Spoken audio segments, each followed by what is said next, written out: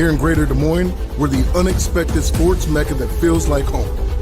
We are the big ballers, the little kickers, the underdogs, and the bulldogs. We've got events wacky and wild, big and small, we host them all. And that old sports cliche, nobody believes in us?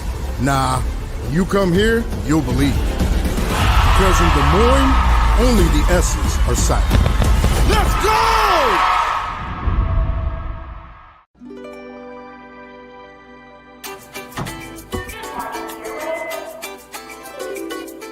Good morning, oranges. Top of the muffin to ya. Potato salad. We still on for lunch? Great. Sliced bread. You're the best thing I've seen since, well, you know. Oh, hello. Don't think I forgot about you. Friendly at Fairway. It's more than just a name. Freedom Tire is proud to support the Iowa Girl through their sponsorship of the Iowa Girls High School Athletic Union. With 6 locations around the metro, you're never far from getting you back or keeping you on the road. Our certified staff and state-of-the-art technology means you can take comfort knowing you've got the best work at the best prices. Give us a try at Freedom Tire, a proud supporter of the IGHSAU.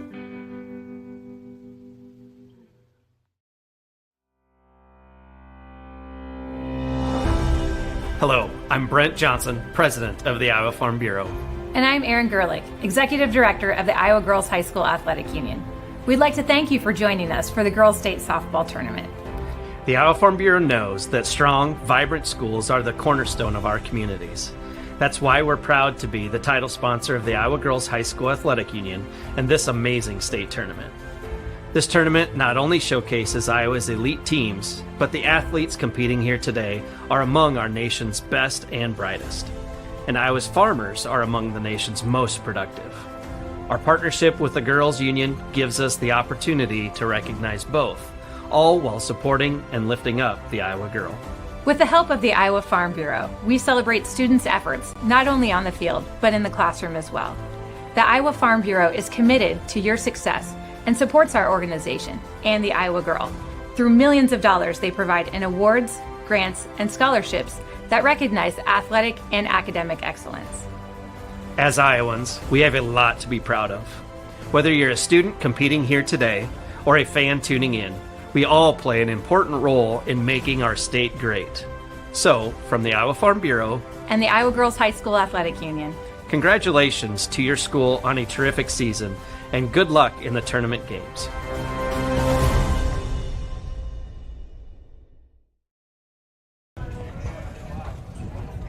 Good morning and welcome to Day 3 of the 2025 Iowa Girls High School Athletic Union State Softball Tournament. Welcome to Channel Seeds Field at Harlan and Hazel Rogers Sports Complex in Fort Dodge, Iowa. As we get ready for this 4A semifinal, the Pella Dutch and the ADM Tigers. Alongside Andy Pollock, I am Brad Wells, and Andy right here on the Girls Union Network powered by MidAmerican Energy Company. We're ready to send our first team to a state championship game. The winner of this plays for a title tomorrow. A couple teams that we quite honestly didn't expect to see here. Pella with a big win over number 1 Xavier in that first round that you got to call on Monday morning, and what a start for them. Emma Ekoff. Wow. what a start.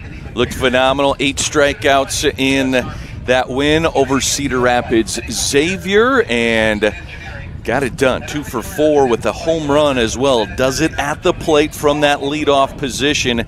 And for ADM, a win over 4th-seeded Dallas Center Grimes, 4-1 to advance. And Hagedorn, again, grabbing the attention. Future Iowa State Cyclone, and you're going to get a chance to see what she can do today in the circle because she is a good one. We've had our eye on her for a lot of years, and she's been here before.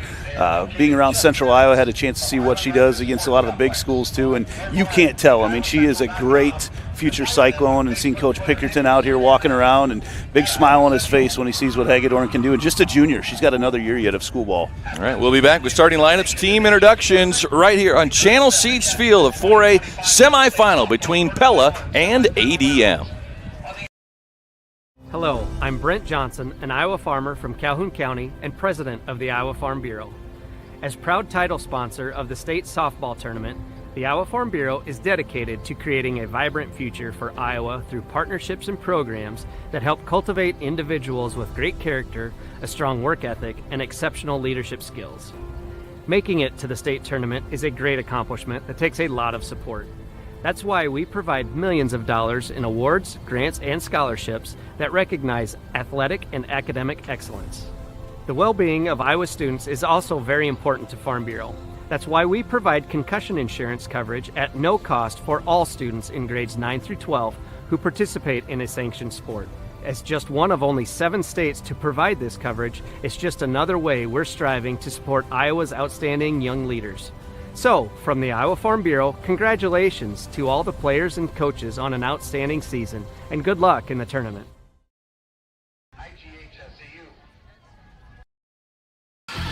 Excelling in athletics takes teamwork, dedication, and a commitment to excellence. These are the same qualities that help our pig farmers and our communities thrive. The Iowa Pork Producers Association is proud to support statewide high school athletics and the student athletes who make us all proud. Visit iowapork.org/WeCare to meet the people behind the pork and hear about our winning approach to caring for our pigs, the environment, and our communities. SWIC is a community. Southwestern Community College is a place in rural southwest Iowa where students from across the world come to be a part of a tight-knit family, Spartan Nation, where they study, train, grow, thrive, and are called by name, not by number. At SWIC, we are one.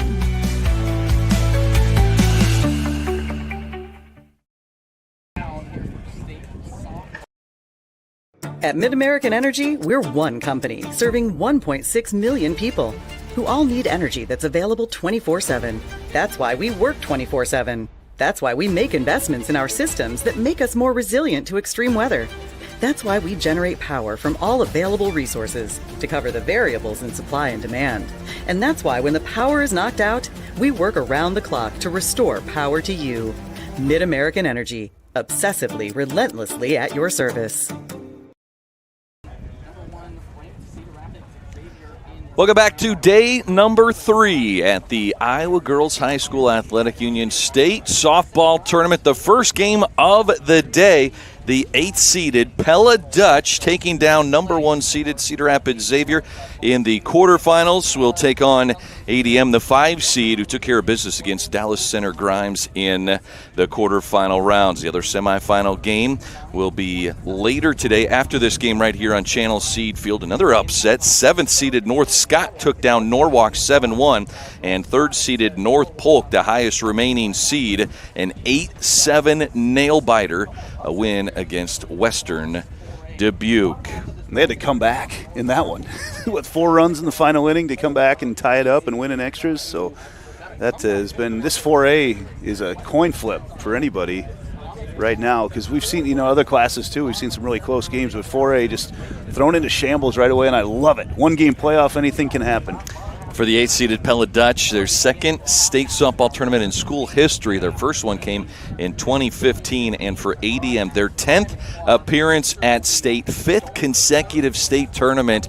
And sometimes having kids that have been here before can really benefit you. ADM runner-up a year ago here at the state tournament. There's just a lot of components that go into a state tournament, different game times than usual. You're playing earlier in the day. You've got the travel component with it. I didn't talk to anybody from ADM to know if they came up last night. I know a lot of schools in the Des Moines area will travel back and forth. They were going back and forth. Yeah, just a lot of distractions that come during the state tournament. The sooner you can learn to filter those out, you get the whole community behind you. You got meals coming in from everybody. You got the send-offs and just a lot of different stuff that goes on during the course of a state tournament. And the sooner you learn how that just becomes outside noise and be able to focus on, again, just on softball, and that's what these girls are here for.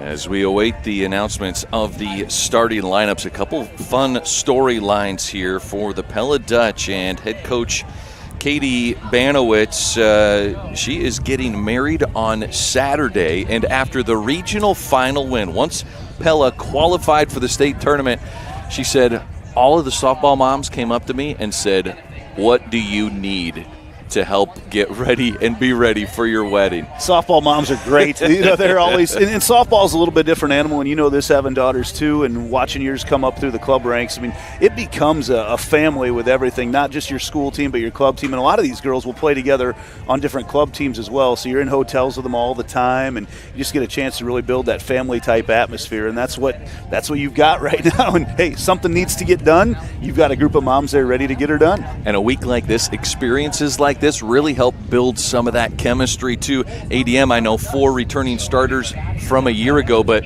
both of these teams having the time of their lives right now. That's what it's all about at this stage, and they create a great atmosphere to make it happen. All right, so we get ready for the announcements of the starting lineups, and we welcome in our public address announcer here on Channel Seed Field. Maybe.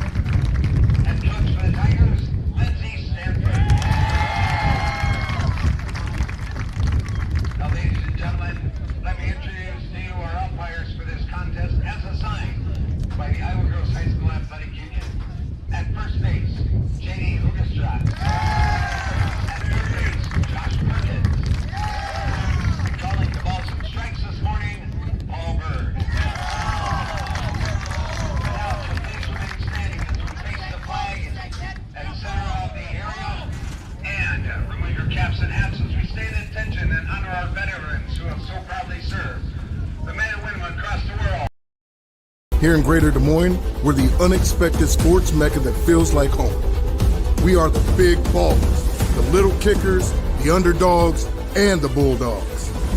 We've got events wacky and wild, big and small, we host them all. And that old sports cliche, nobody believes in us? Nah, when you come here, you'll believe it. Because in Des Moines, only the S's are silent. Let's go!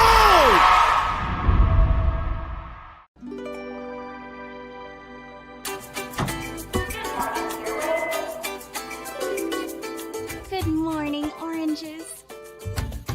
Oh, top of the muffin to ya. Potato salad. We still on for lunch? Great.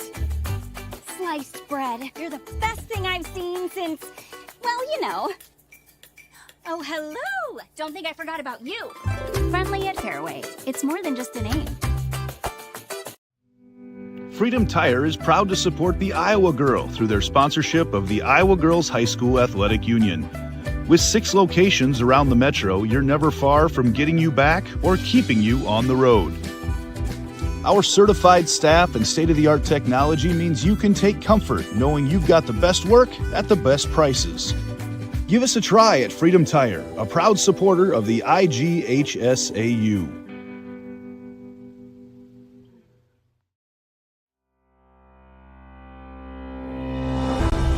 Hello, I'm Brent Johnson, President of the Iowa Farm Bureau. And I'm Erin Gerlich, Executive Director of the Iowa Girls High School Athletic Union. We'd like to thank you for joining us for the Girls State Softball Tournament. The Iowa Farm Bureau knows that strong, vibrant schools are the cornerstone of our communities. That's why we're proud to be the title sponsor of the Iowa Girls High School Athletic Union and this amazing state tournament. This tournament not only showcases Iowa's elite teams, but the athletes competing here today are among our nation's best and brightest.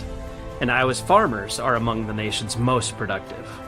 Our partnership with the Girls Union gives us the opportunity to recognize both, all while supporting and lifting up the Iowa girl. With the help of the Iowa Farm Bureau, we celebrate students' efforts not only on the field, but in the classroom as well. The Iowa Farm Bureau is committed to your success and supports our organization and the Iowa Girl. Through millions of dollars they provide in awards, grants, and scholarships that recognize athletic and academic excellence. As Iowans, we have a lot to be proud of. Whether you're a student competing here today or a fan tuning in, we all play an important role in making our state great. So, from the Iowa Farm Bureau and the Iowa Girls High School Athletic Union, congratulations to your school on a terrific season and good luck in the tournament games.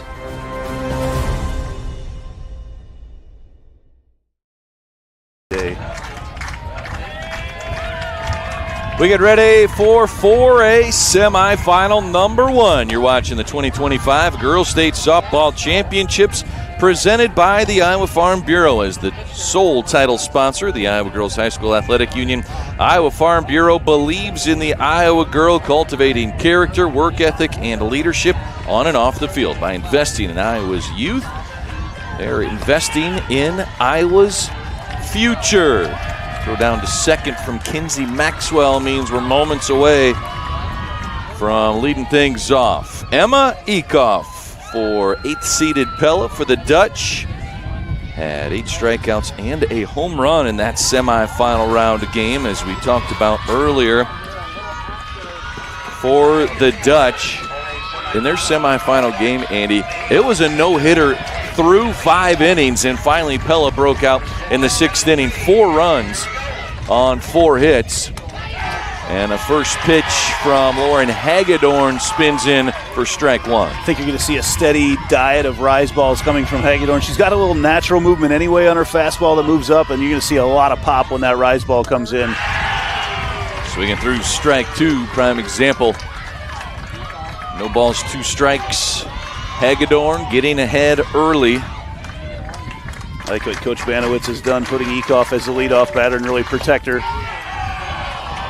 Start to see that more and more right now in high school softball. Getting that, not too many teams can go deep in the hitting, in their hitting part of the lineup. You put that leadoff batter at number 1 because no one wants to get that leadoff batter on with nobody out. And Ekoff looks at 1 up, so now 2 balls and 2 strikes. I've heard some college coaches say, why not give your best hitter the most at-bats? Put them at the top of the lineup if they're a stress point. Here's the 2-2. This is driven high into right field. Lauren Troster is going to be able to secure out number 1, and Ekoff flies out for the first out of the game. Yeah, that may be one of the hardest hit balls you're going to see off Hagedorn. And early on, Ekoff had recognized the rise ball, went after another one there, and it still wasn't solidly hit, but that ball carried for a long ways with the wind behind her out to that right center field area. But nice play by Troster. A pretty strong breeze coming from behind us, blowing straight out here in Fort Dodge, about 15 miles an hour. It is 84 degrees. The first pitch to Parks is a ball, and that one up and in. 2 balls, no strikes. Now the pitcher, Lauren Hagedorn, for ADM, an Iowa State commit, returning All-State player and All-Tournament team from 2024. Split a lot of the innings this year, though, with McKenna Pitlick, the sophomore for the Tigers. Obviously, Hagedorn with her pedigree and what she's got going currently. That's why she's here pitching in these 1-game playoffs at the state tournament. But you look at her stats throughout the year, she doesn't walk anybody. That's crazy. Just complete control in everything she does. 9 walks in 24 games that she's pitched this year. That's incredible. That was gutsy, too, on a 3-0 count. You bring up that she hardly walks anybody. Here's the 3-1 now. Hagedorn gets a swing and miss from Parks, and the count runs full. Now, even when Hagedorn misses, it's around the plate. We've watched that from her for years. She's got very, very good control of every pitch that she throws. And a strikeout after falling behind. 3 balls, no strikes. Hagedorn comes all the way back and sits down Parks. Settled down with some fastballs, kept it on the outside part of the zone. Really tough to catch up to that in the low 60s. I'm guessing that she's throwing. We don't have a radar gun on it right now, but my vision tells me that it's right there. Katie Scheckel, the batter for Pella, fouls this one back behind the grandstands. You're going to see a lot of pop flies, I think, from Hagedorn's pitches right now, because everything, like I said, even those fastballs just have a little bit extra rise on them. Scheckel for the Dutch scored in that 4-run 6th inning, but here in the first, grounds right back to Hagedorn. The throw over to McKenna Pitlick, and it's 3 up, 3 down. We head to the bottom of the first, scoreless here in our Wednesday opener in Fort Dodge. At MidAmerican Energy, we're one company serving 1.6 million people who all need energy that's available 24/7. That's why we work 24/7. That's why we make investments in our systems that make us more resilient to extreme weather. That's why we generate power from all available resources to cover the variables in supply and demand. And that's why when the power is knocked out, we work around the clock to restore power to you. MidAmerican Energy, obsessively, relentlessly at your service. Because there's something constantly. Top of the first, no damage done by Pella as ADM now comes to the plate here in the bottom of the first. 5-seeded ADM Tigers, 28-8. Their head coach Lindsay Stanford in year number 7. She has the Tigers in their 5th consecutive state tournament appearance. A former All-American at the University of Northern Iowa after she played high school ball at North Scott, made it to state twice, and she likes to claim that she played in the longest game ever. She says it went 2 days and 4 hours. I was around for that. Went through many rain delays. Yes. Maybe 2016-17, right around there, I think. It was that, yeah, we were here for a long time. No, she was a player. Oh, as a player, so this would go to the 90s. Oh, there was a game, I was thinking back, a similar game here not too many years ago. So Elliot Von Roden, we have been through some rain delays, and looking at the forecast for tomorrow, I want to talk about it as little as possible, Andy. I will avoid doing any dancing right now. Emma Eekhoff in the circle for the Dutch. Elliot Von Roden leading things off for the Tigers.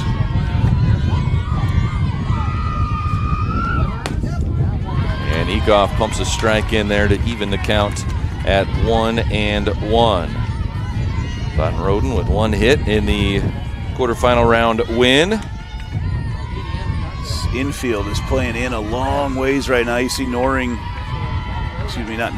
is Parks in hard over on the third base side. It's a grounder right side to Melvin. The easy flip over to Heemstra, and there's one away. Yeah, pretty easy play to make. You don't often see those slappers get the ball pulled. It's something that's becoming more and more common. It's a lot easier to slap that thing and get it to the left side, and I think that's what you'd want to do most of the time, but that time got around on it and got the easy out from second base there with Melvin.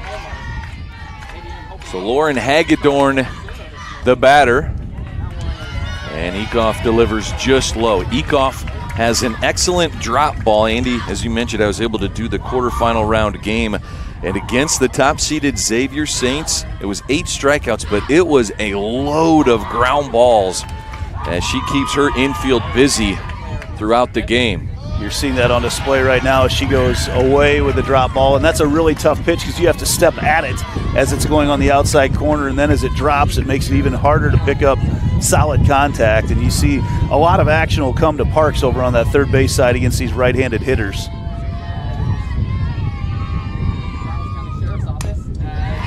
Hagedorn hit her 10th home run of the season in the quarterfinal round game, hitting over 360 at the plate. Eekhoff that's a new college I'm not familiar with. Indian River State College in Florida is where she's going to play college ball, and that's I've seen a lot of colleges show up, but that's a new one to me. That one is just off the plate. There are a lot out there, and you see more and more out-of-state schools come to the Iowa High School State Tournament looking for some fantastic talent because, man, there's some great talent in the state of Iowa. There's some great talent that's not even playing here, that's on the bench for some of these teams right now as well. Here's the 3-1, grounder left side. Riley Parks at third. The throw over to Heemstra for out number 2. So 2 ground balls here to start, and Eekhoff's drop ball is on point. Well, and that was a fastball that she came with there, which ends up coming with a lot more pop when you see those little drop changes that she comes in with. I don't know if you'd call it a changeup, but yeah, the drop ball that she comes with and got around on it. We see the sure-handedness again from Parks that we saw in that quarterfinal matchup over in the hot corner. Kinsey Maxwell, the batter. Coach Stanford said she really put in a lot of work in her offseason to get ready for this year and earning an opportunity to hit in the 3 spot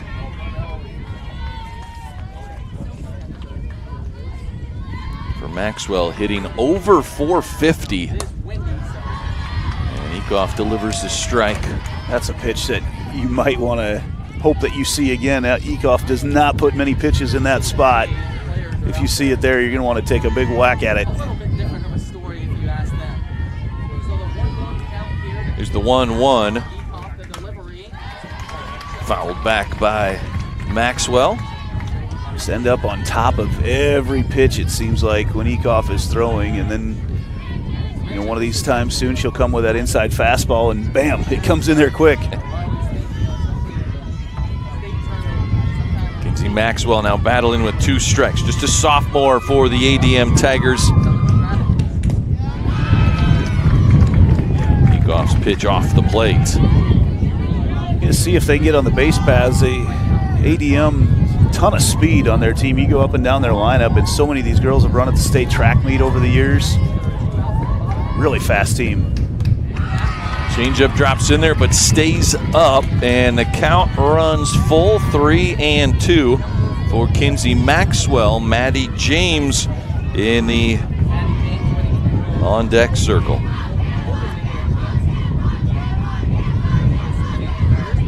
Here's the 3-2, grounder, shortstop, Shekel, the throw across the diamond just in time to get the speedy Maxwell.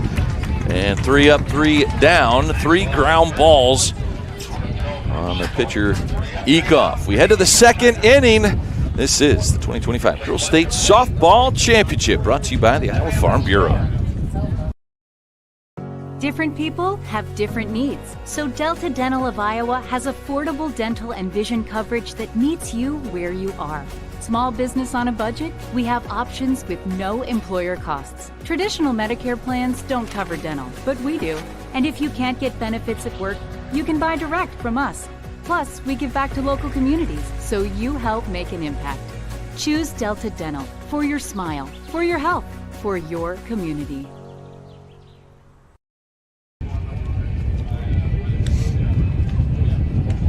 We move to the second inning.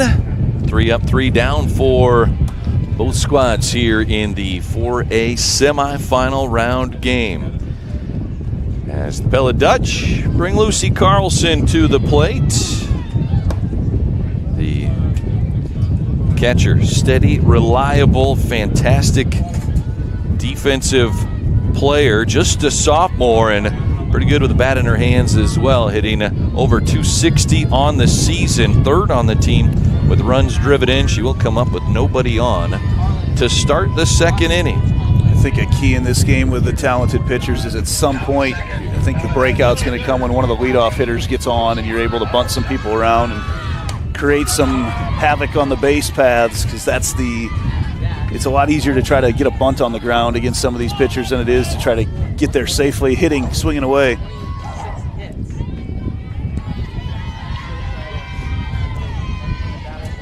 With the wind as well, I know some pitchers will get a little more spin if the wind is out of a certain direction. This one kind of coming up the catcher's back straight out, so. Feels good for us, a little breeze at her back. It feels really nice. It's expected to get quite warm. It got very hot yesterday here in Fort Dodge, Iowa. Towards the end of the day, as that wind picked up, it made things a little more tolerable, but it took our mandatory heat breaks after the 3rd inning. I've not heard yet if they're going to be taking those today or not. Maybe not quite this morning. Slap left side out of play and foul.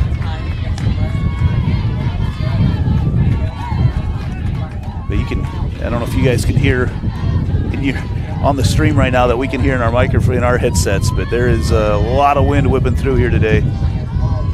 Here's the 2-2 down and in the dirt from Hagedorn, so the count is full on Carlson. Leading off the second inning. The cleanup hitter in the 4 spot here. It's the 3-2 and second strikeout of the game for Hagedorn. Great pitch combination there from Hagedorn. Went low, low, low, kept everything down, and then came with a high fastball to strike her out. And that's having control and knowing your pitches and knowing what you can go to get the punch out. Veteran move.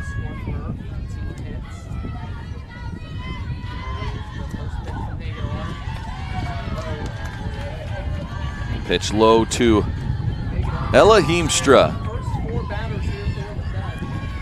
Heemstra, a kid that has really executed well offensively this season. Fouls that one over the first base dugout. 1-1 to count. Heemstra, a junior. See a constant conversation back there behind the plate between Kinsey Maxwell and Paul Bird, veteran umpire, talking about the locations of the pitches. Paul is going to be, he's a guy that does college games as well. You're going to see a state tournament zone with everything here. There's not going to be any wiggle room, and so far he's not liked anything right at the knees or lower. There's the 2-1 from Hagedorn, popped up, fouled out of play. And it's 2-2. Veteran crew out here today with Paul behind the plate, J.D. Hogestraat over at first base, then Josh Perkins, who we've seen more and more working games here at the state tournament over the last couple of years, one of the younger guys we'll see. About that hanging alive. Heemstra fought that pitch off. Sometimes those change-ups, once you commit, all you got to do is just get some contact. Doesn't matter how silly you look, right? Shaky bat coming out there at the change-up. And then right back up top, Hagedorn with the high heat for strikeout number 2 here in the second, her third of the game. Just changing the speed so well, goes from the changeup to the rise ball, and that rise ball's got a lot of pop behind it and so hard to catch up to anyway. And she's disguising her pitch as well. It looks very similar coming out of her hand, so that's not where you're going to pick it up.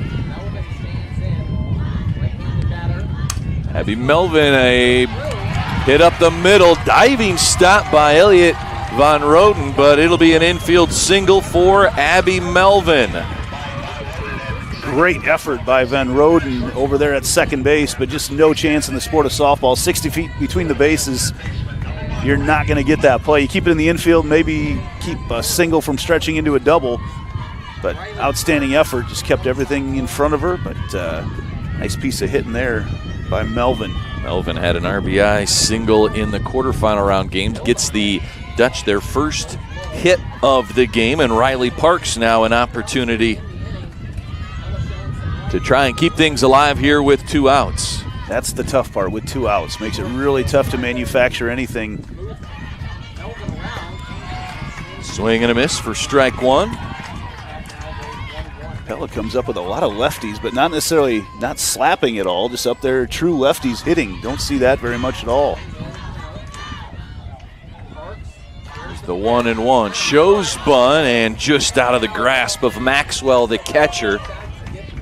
Great hop there from Kinsey Maxwell behind the dish. That's a tough change of direction because you're thinking that bunt's going to go forward and then it comes backwards. You get a quick plant and go back and get it just over her outstretched glove. But great effort, like you said. So now 2 strikes on Parks. Parks watches ball 2. 2 balls, 2 strikes with 2 away. Lauren Hagedorn, 2 strikeouts here in the second. Melvin at first base hit of the game, and a swing and a miss. And 3 strikeouts for Hagedorn in the second. We go to the bottom of inning number 2. This is the 2025 Iowa Girls High School State Softball Tournament. You're watching the Girls Union Network, powered by MidAmerican Energy. At MidAmerican Energy, we're one company serving 1.6 million people who all need energy that's available 24/7. That's why we work 24/7. That's why we make investments in our systems that make us more resilient to extreme weather. That's why we generate power from all available resources to cover the variables in supply and demand. And that's why when the power is knocked out, we work around the clock to restore power to you. MidAmerican Energy, obsessively, relentlessly at your service.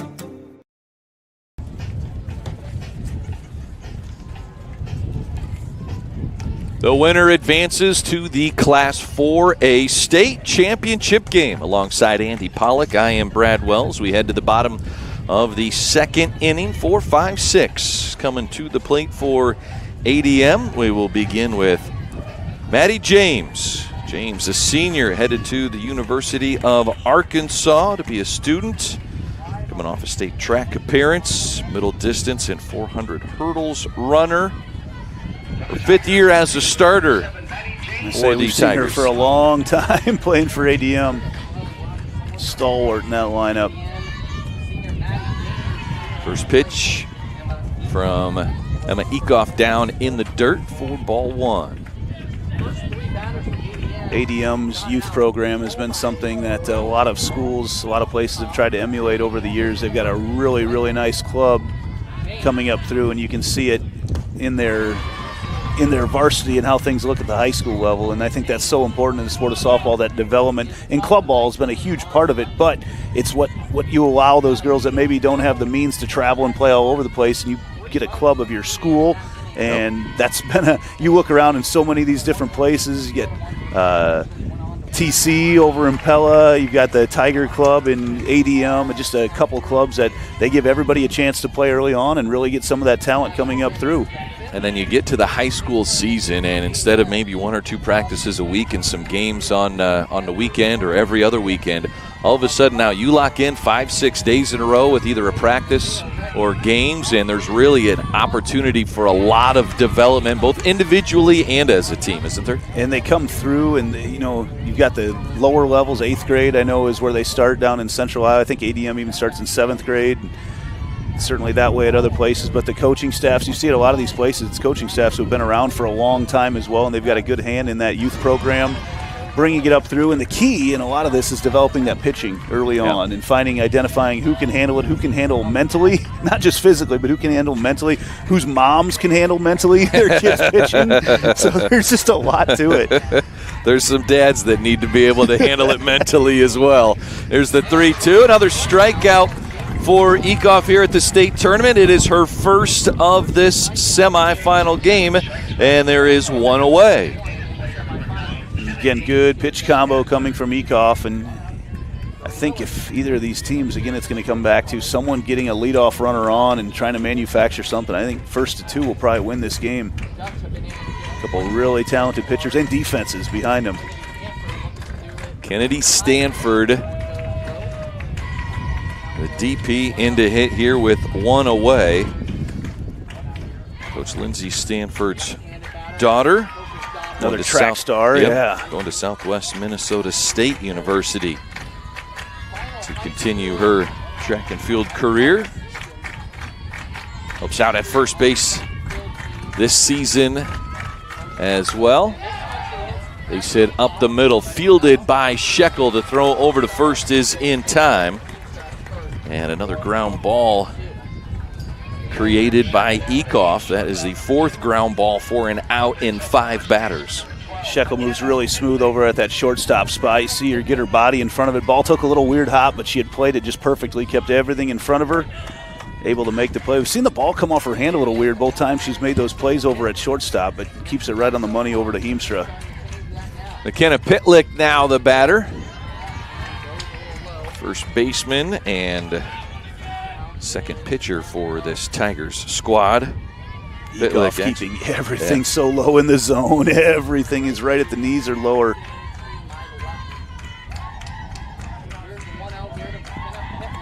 Here's the 1-0. That one caught Pitlick.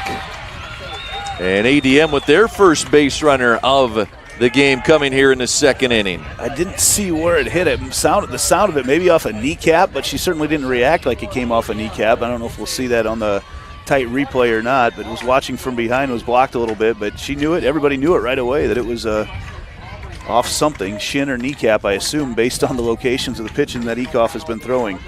Just as Pella got a base runner with 2 outs in the top of the second. Here in the bottom of the second, Pitlick is aboard, and Aubrey Noring now the batter.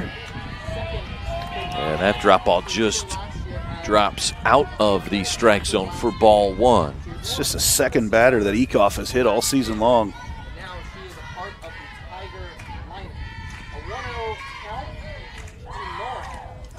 And now 2 balls, no strikes. And it gets away from Carlson. Down to second goes Pitlick. That's going to be the danger of some of these pitch locations here, is everything's been low. You've seen a few in the dirt, some good stops behind the plate by Carlson, but once you get that runner on, you have to keep things a little bit further up. You put a lot of stress on your catcher.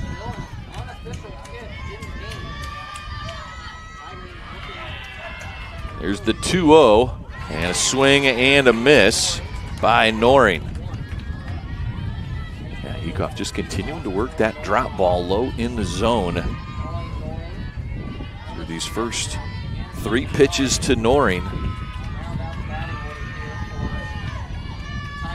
There's the 2-1. That one falls off for ball 3. Big opportunity here on the 3-1 count for Noring because she's got to bring her a pitch in the zone. Noring with 10 runs driven in on the season. Here's the 3-1. That is low for ball 4, and there's 2 aboard here in inning number 2 for ADM. I said earlier, Paul Bird doesn't like pitches low in the zone, and that's where Ecoff has been trying to keep everything at, and now ADM starting to realize if they can lay off some of those pitches, they might find their way to get a few free bases out of the deal. So time taken by Pella head coach Katie Banowitz. Out just to settle down Ecoff and really remind your infield, hey, we've got 2 down here. We just need a ground ball. Emma Ecoff did such a good job of feeding her defense in that quarterfinal round game. Ellis Smith comes to the plate. Smith, the Tigers' shortstop, has played since her 8th grade year. Again, with 2 outs, we'll see what they can come up with here. That's you got to hit. You need some hits right now to try to push one of these runners through.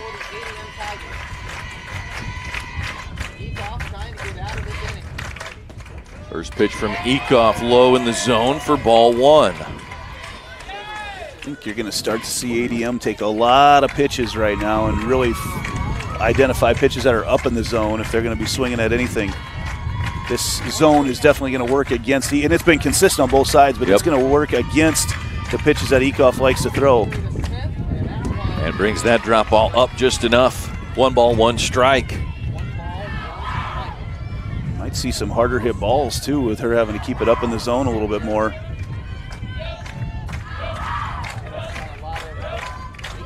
One ball, 1 strike on Smith. 2 down. That one low for ball 2. Make her work for it right now because they're not swinging at much. Ellis Smith, the shortstop, part of the all-tournament team a year ago for ADM. And that one inside for ball 3, now 3-1. These are some pitches that probably earlier in the season you can get away with, but when you get that true strike zone at a state tournament, it's got to be there. It's got to be across that 17 inches. It's got to be between the numbers and the knees. There's the 3-1. That is chopped foul third base side to run the count full. It's going to force some more fastballs, I think, coming from Ecoff, and see if ADM can jump on some of those. ADM trying to get back to the state title game for the 6th time in school history. Here's the 3-2. This is lined right at Riley Parks at third. And no damage done by ADM after getting 2 runners aboard here in the bottom of the 2nd. We'll be back more of our 4A championship game all coming your way here on the Girls Union Network, powered by MidAmerican Energy. Hello, I'm Brent Johnson, an Iowa farmer from Calhoun County and president of the Iowa Farm Bureau. As proud title sponsor of the state softball tournament, the Iowa Farm Bureau is dedicated to creating a vibrant future for Iowa through partnerships and programs that help cultivate individuals with great character, a strong work ethic, and exceptional leadership skills. Making it to the state tournament is a great accomplishment that takes a lot of support. That's why we provide millions of dollars in awards, grants, and scholarships that recognize athletic and academic excellence. The well-being of Iowa students is also very important to Farm Bureau. That's why we provide concussion insurance coverage at no cost for all students in grades 9 through 12 who participate in a sanctioned sport. As just one of only 7 states to provide this coverage, it's just another way we're striving to support Iowa's outstanding young leaders. So, from the Iowa Farm Bureau, congratulations to all the players and coaches on an outstanding season, and good luck in the tournament.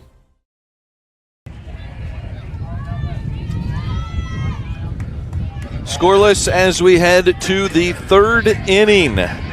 Both teams getting at least one base runner aboard.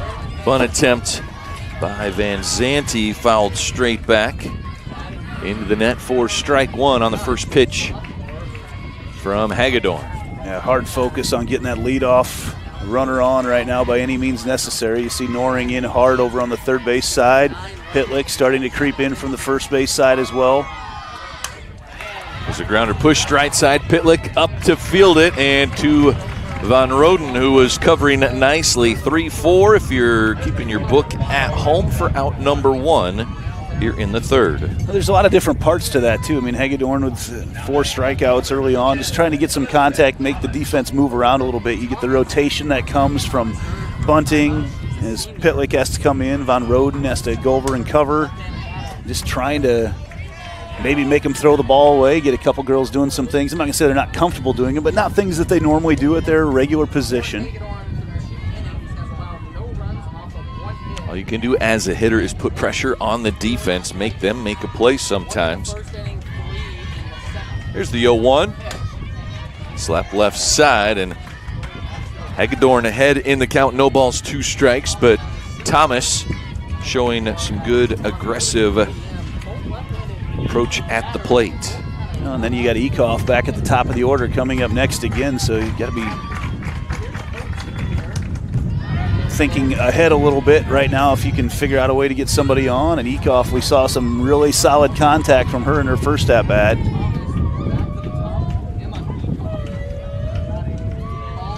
Thomas with lots of speed, and that is slapped foul.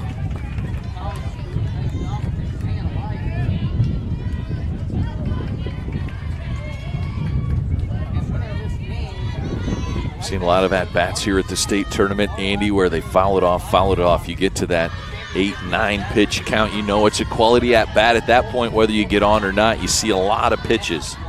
It's always interesting to see the array of different pitches that can be thrown throughout one of those two. It's frustrating. I have a daughter that pitches as well, and when you're out there for, even if you get above 6-7 pitches, you start to get into, all right, what do I got to throw? And eventually saw yesterday a Moore from Wayne. I think it was an 11-pitch at-bat that she was pitching, and eventually came with something high and tight, and it wasn't something we had seen all game, and got the strikeout. And it's always fun just to see that little cat and mouse game that goes on in an extended at-bat.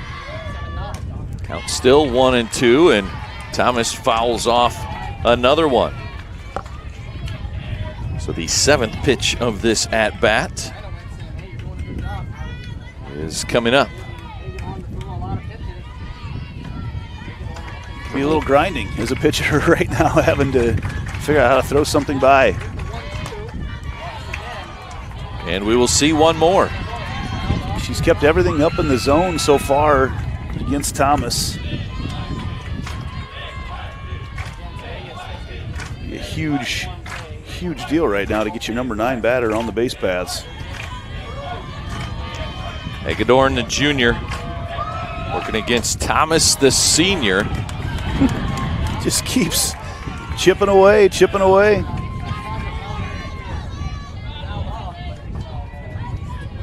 9th pitch of the at-bat ensuing.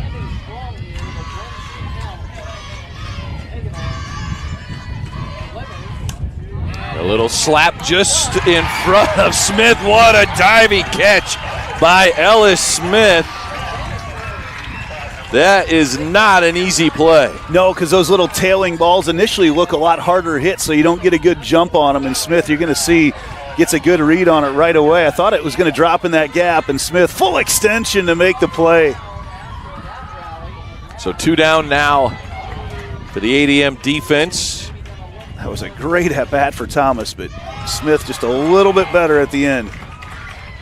Top of the order, Emma Ekoff, the batter. Solid pop fly to right field in her first at-bat. Caught by Troster.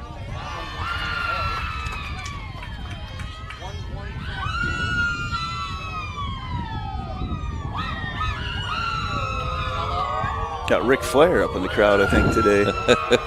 Been some good energy from the crowd. This one's fouled straight back. She knew it right away, looked down at her coach on the third base side, looked down at Coach Banowitz, and knew right away. I swung at the rise ball. Should have laid off it. Got a piece of it, though. There's the 1-2 to Ekoff and a strikeout for Hagedorn. And that is her 5th of the game. So 3 up, 3 down by the ADM defense. We head to the bottom of the 3rd as this is the 2025 Iowa Girls High School State Softball Tournament presented by Iowa Farm Bureau. At MidAmerican Energy, we're one company serving 1.6 million people who all need energy that's available 24/7. That's why we work 24/7. That's why we make investments in our systems that make us more resilient to extreme weather. That's why we generate power from all available resources to cover the variables in supply and demand. And that's why when the power is knocked out, we work around the clock to restore power to you. MidAmerican Energy, obsessively, relentlessly at your service.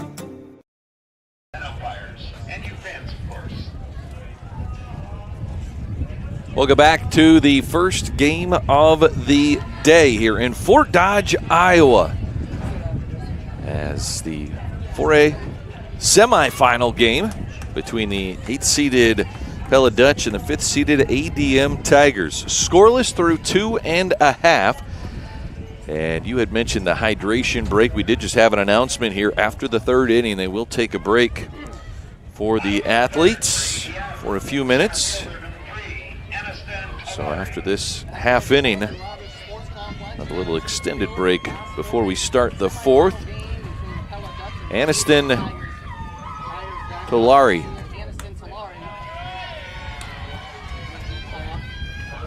Looks at ball 1 from Emma Ekoff. Yeah, that hydration break, saw that come into play yesterday. Didn't see it during the regular season. I'm not sure if it was a thing, or a lot of those games are played at night too, so probably not as big of concern, but certainly adds time to these games that are scheduled pretty close. But anything they're going to do in the name of player safety, they're going to err on the side of being more cautious. There's the 2-ball, no strike pitch from Ekoff. That one comes down into the top of the zone. 2-1. I was watching some action here on the Girls Union Network powered by MidAmerican Energy, and I saw at one point a catcher called time on her own to go get a slug of water. It was right here on the game I was calling last night. Yeah, you could tell the couple pitches before. We saw a pitcher last night, too, the same thing. Over the course of a couple pitches, you know, these girls want to tough it out, and eventually just need to call time and get over, get some water, get a little Pedialyte in you, and rehydrate, rejuvenate. 2 balls, 2 strikes, and Ekoff gets Tolari to chase, and there is 1 away here in the 3rd. Second strikeout of the game for Ekoff. Tolari came out swinging after a couple at-bats where ADM was more, not sure, patient may be the term at the plate, as watching a few of those lower pitches get called for balls. So top of the order, Elliot Von Roden, the batter. Von Roden grounded out to the second baseman, Abby Melvin, to lead off the bottom of the 1st.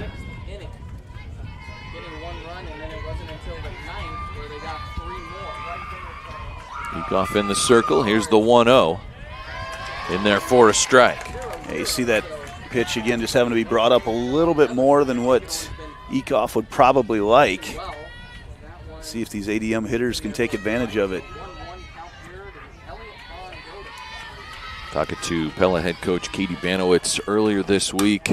Here's a grounder left side. Shekel, the throw over to first is in time. And there's 2 away.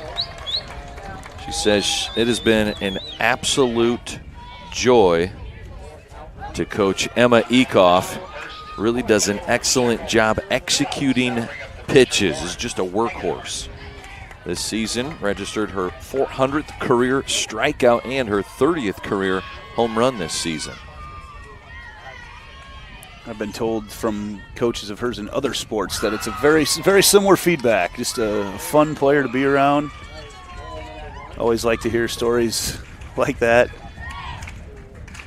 You hope that someone talks about your own kid like that. Yeah, absolutely. Has to be careful executing pitches here around the batter, Hagedorn. And it's in there for a strike. 1 ball, 1 strike to count. Hagedorn at the plate. 7 home runs coming into the tournament. Had a home run in the quarterfinals.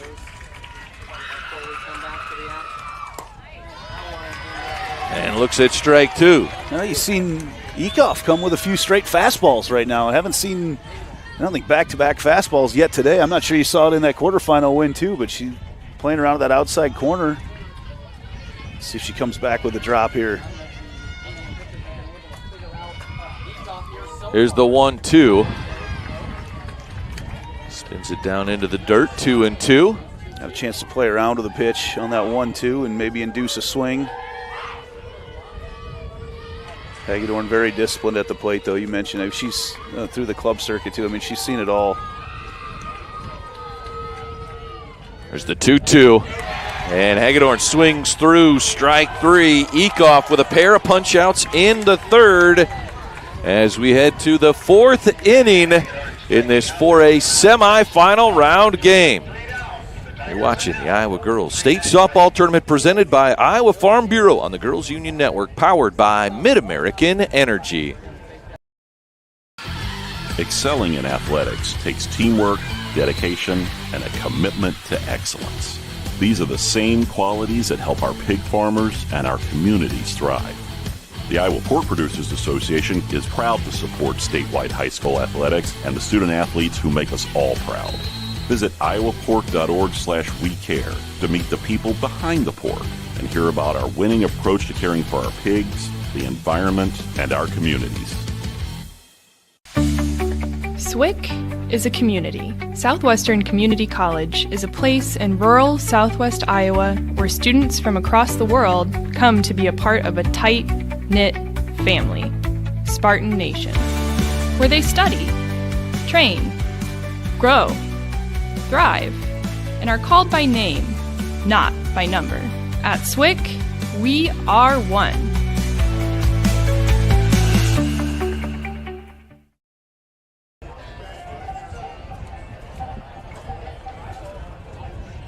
One hit for Pella, a couple base runners for ADM, but no score as we await the start of the 4th inning here in Fort Dodge, Iowa, with the heat cranking up. They're taking an extended break here between the 3rd and 4th inning, a hydration break for these student athletes. And gives us an opportunity to thank once again the Iowa Farm Bureau for presenting the 2025 Girls State Softball Championships.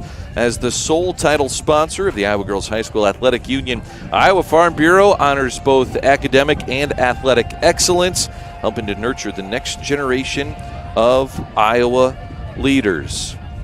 Alongside Andy Pollock, I am Brad Wells, and we are here in 4A's first semifinal of the day. 8th-seeded Pella and 5th-seeded ADM. The other semifinal, 7th-seeded North Scott took care of 2nd-seeded Norwalk on Monday, and North Polk will meet North Scott now right here on Channel Seed Field right after this game. Also have the 5A semifinals are going on right now. Top-seeded Joaquin Northwest and 4th-seeded Ankeny Centennial.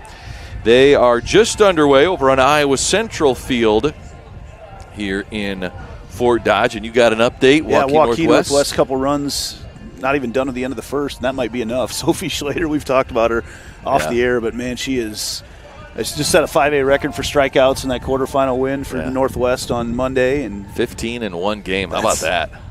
It's doing a lot of work on your own, but she's got just enough run support to make them dangerous too, and they're the far and away favored in Class 5A this year. Yeah, the other 5A semifinal, 2nd seed Linn-Mar and 6th-seeded Cedar Falls, as also have semifinals for 3A, 2A, and 1A, many of whom played yesterday, as they have a lot of action, and Tickets to that title game get punched here today. As ADM's defense back out there as we get ready now for this fourth inning. Pella, their lone hit of this game so far, Abby Melvin, a 2-out single in the second inning. But it's 2-3-4 coming to the plate here in inning number 4. Avery Parks struck out in her first at-bat.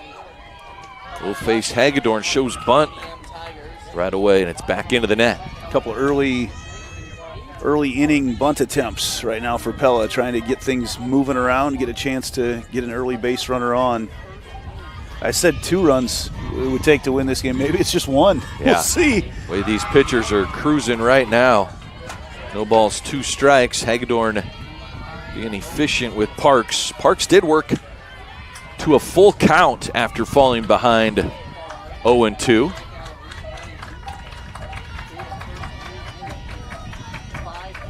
Hagedorn delivers. That one just up above the zone.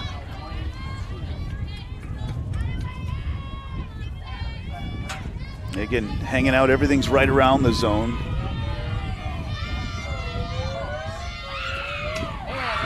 And Parks swings through strike 3 as Hagedorn challenging up.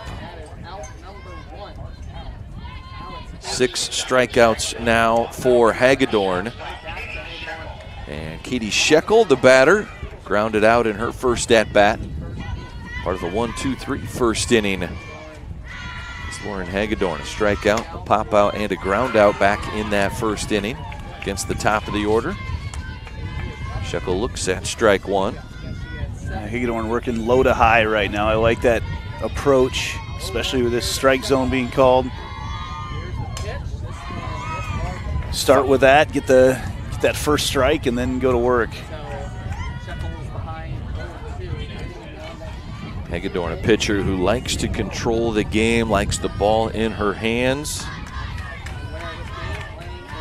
As Coach Stanford, when I was covering this Tigers team last year at the state tournament, said the biggest thing about Hagedorn is her maturity. Just really, last year, felt like took a jump in just handling those pressure situations, and another year under your belt, you just get more and more comfortable in those spots. Well, and that's what I talked about earlier too, just the mentality of being a pitcher and the mentality necessary to compete. Is there's a second hit of the day on her, but already an out makes things a little more difficult to manufacture one, but who knows right now for Pella, this part of the order.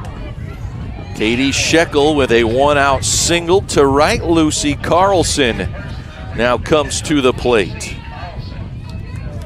That mentality of being a pitcher is, things aren't always going to go your way, but it's a short memory. As Ted Lasso would say, the memory of a goldfish, and come right back and throw that next pitch. First pitch to Carlson off the plate for ball 1. Although in Hagedorn's case, a lot does go her way when she's out there with the ball in her hand. Shekel, 4 stolen bases on the season, doesn't run a lot. Now 2 balls, no strikes on the batter Carlson, and sometimes just having a base runner aboard is that little extra added pressure for a pitcher. Hagedorn missing on her first 2 pitches. Comes back with a strike. Carlson swinging at that pitch up in the zone. I didn't know if they, with all the strikeouts that Hagedorn's had, don't know, 2-1 might be a good opportunity to try to get a bunt down in the hitter's count, expecting a fastball coming through. Or that Carlson works too. Slaps it up the middle, and now back-to-back singles for the Dutch, and Pella is looking good here with just 1 away in the top of the 4th. She took a very methodical approach to it, did Carlson, and as she did, just timed that thing up perfectly. One of the fatter pitches over the zone that we've seen Hagedorn throw, not as much movement as some of the other pitches. And we have a courtesy runner at first base for Pella, and substitutions today brought to you by IMT Insurance. Learn how you can be worry-free with IMT at imtins.com. That's Mallory DeShatis at first. Wonderful. Thought this might be a good chance to play some small ball. You basically got that runner to second right now, and I think you got to feel pretty good with her there about getting a couple bunts on the ground, maybe scoring one here. Ella Heemstra, the batter. Grounder down the line, and that is foul. Right on top of it was Paul Bird, the home plate umpire. Got himself into position right away. He knew the gravity of that call, how big that could be at this stage of the game, and he was all over it. Aubrey Noring grabbed it quickly and was ready to race Shekel to third base, but we'll go no balls, 2 strikes now. Hagedorn puts it right down the middle. And Heemstra, strikeout number 2 here in the 4th. One of the few right down the middle pitches that we've seen, and I think it caught Heemstra off guard. It just came right there. That you can't believe that pitch is going to look that good. No balls, 2 strikes. This is fouled third base side, out of play by Abby Melvin. Melvin had the Dutch's first base hit of the game, a single up the middle in the 2nd inning. Comes up with 2 runners on, opportunity to put a run on the board.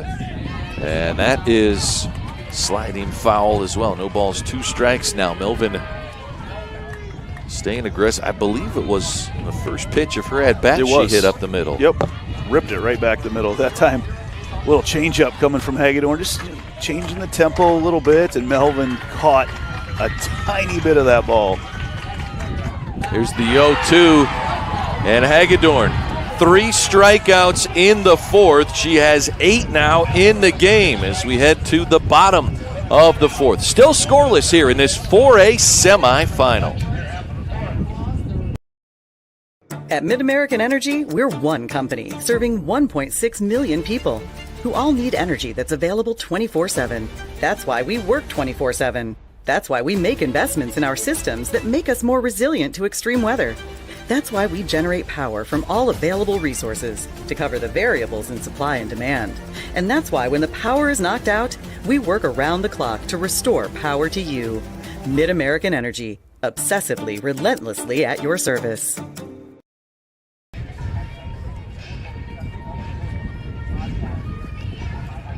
Welcome back to Class 4A's semifinal. The Pella Dutch and the ADM Tigers.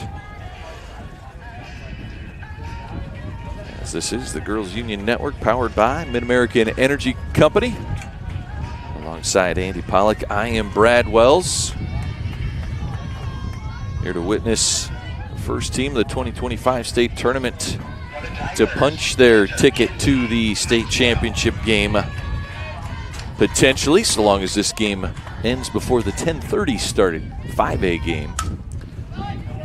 Oh, ouch. And that is off the foot of Kinsey Maxwell, the batter. We'll pepper for a little bit.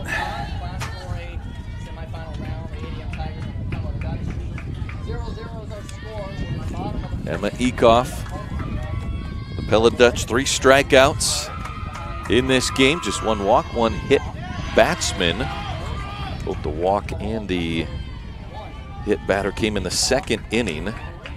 Back to back. But able to strand them. ADM has left 2 aboard. Pella has now left 3 on base after a pair of singles in the top of the 4th. And there's a line drive. Oh, leaping, making a catch is Katie Shekel at short. A laser line drive from Kinsey Maxwell, but Shekel showing the hops. Well, and they don't put heights on softball rosters, but Shekel out there, I'd say she's all of 5'9", 5'10", and she needed all of it to make that play. Timed her jump perfectly.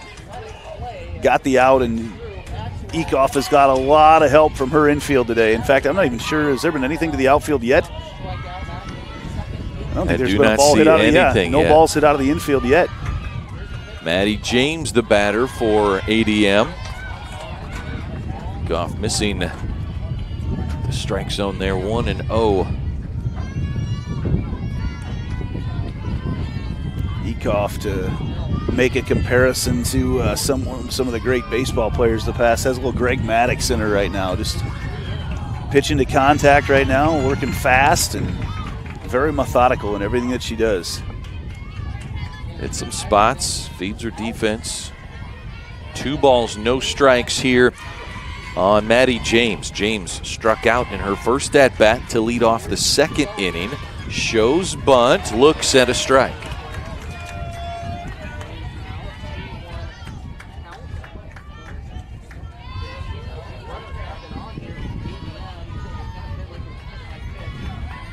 James has been to state all 5 years with Coach Stanford. Swing and a miss for strike 2. Pitch caught everybody off guard because it was a fastball, I think, but it just had weird motion to it. Everything that came in that time really came more in on the hands, almost a screwball type motion, but haven't seen Eekhoff throw that pitch at all today. There's the 2-2. Strikeout number 4 for Emma Eekhoff. There's not a lot of speed change on that changeup that she throws, but it's just enough, and there's just enough movement to it that it is a deadly pitch for her to throw, especially ahead in the count like that. So now Kennedy Stanford in to hit, hitting over 300 this season. Looks at strike 1. Stanford with 1 home run this year, 4 doubles. This win today is built for a lefty. Stanford holding and doing a good job of keeping that bat back. 1 ball, 1 strike. That right center field power alley is begging for a ball to be hit there. See the big channel seed flags up in the stands in the outfield blowing out. And now 2-1 to count. It's probably a good thing for entertainment purposes that Eekhoff is not getting that pitch called a strike today. Otherwise, we'd probably be over. This game would be sitting in the 9th inning right now. Here's the 2-1. Swung on a little dribbler right side. Melvin the long run and just able to get Stanford. Had to cover a lot of territory there, but we will head to inning number 5. Still scoreless here. Pella and ADM. Trip to state is on the line.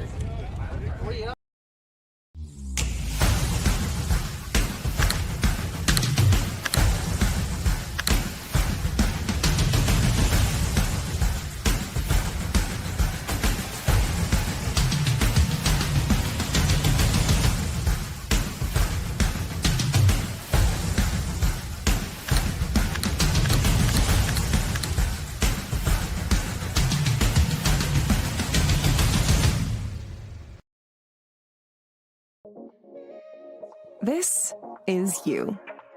And you are why we do what we do. Each and every one of you are wonderful, amazing people. So we'll treat you that way on your journey of trusted care. Because the way you, and you feel matters. Unity Point Health. Know how much you matter to this world.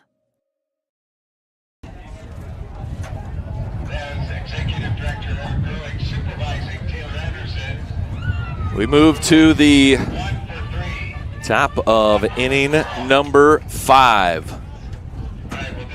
3 hits for the Pella Dutch thus far. 1 in the second and 2 in the fourth.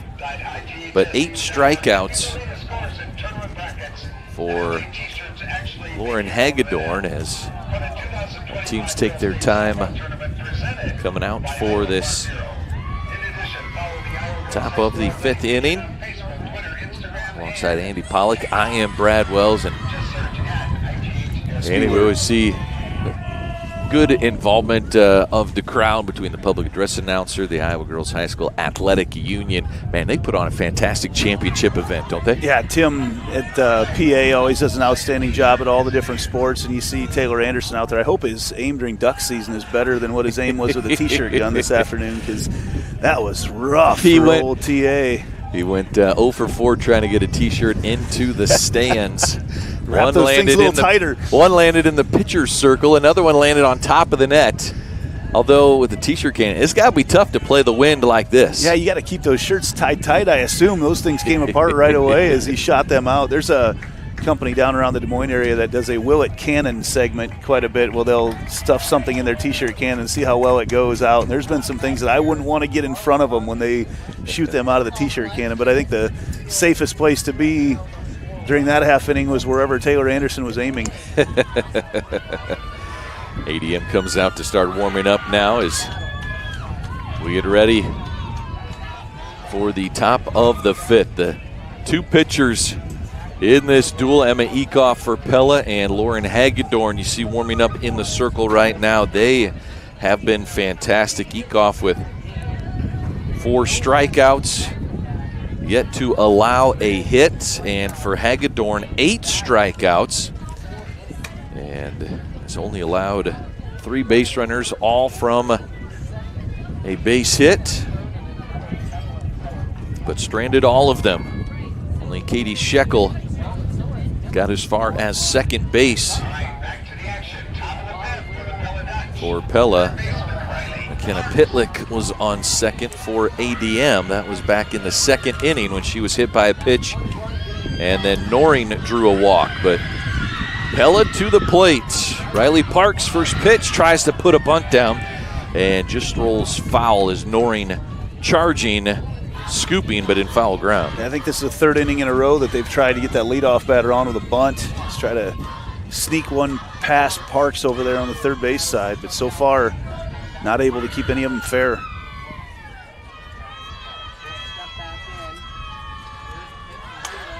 Parks tries to put one down. She does. Barehanded by Noring, and the throw not in time. How about the speed shown from Parks? Well, the speed from Parks to come in and barehand it, too. That's the only chance she had of making that play, but the throw, I'm pretty sure, pulled Heemstra off the bag. She had to jump up and get it. Actually, it would have been Melvin coming over to cover from second.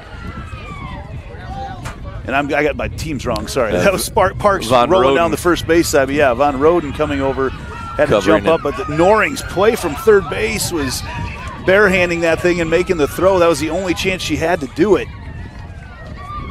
So that'll go down as an infield single for Parks. And the 4th hit of the game for Pella.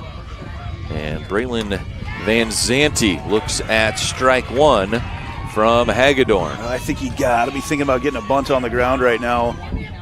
Maybe in a little, if you get ahead in the count, maybe thinking a little hit and run with a bunt on the ground. Showing bunt, now swinging through strike 2. Got to get a ball on the ground here. Katie Banowitz taking a deep breath and trying to get Van Zanti to do the same. This is just a huge opportunity with Pella getting that leadoff runner on. Here's the 0-2, swung on and missed. Strike 3. 3 pitches to Van Zanti, and Hagedorn with her 9th strikeout of the game. Handling the pressure like she always does. You said she wants to have the ball in her hand, and what better thing to do after a leadoff single than come back with a strikeout and really start to take that sacrifice out of the equation. Makes it a lot harder to manufacture a run.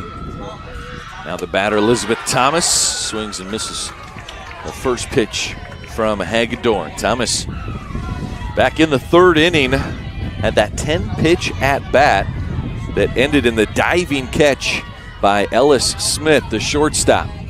Here's the 0-1, fouls that one back, and it's no balls, 2 strikes. A little spark lit right now in Hagedorn. She's working with a little extra oomph to her. Good tempo to her stepping back into the circle to go.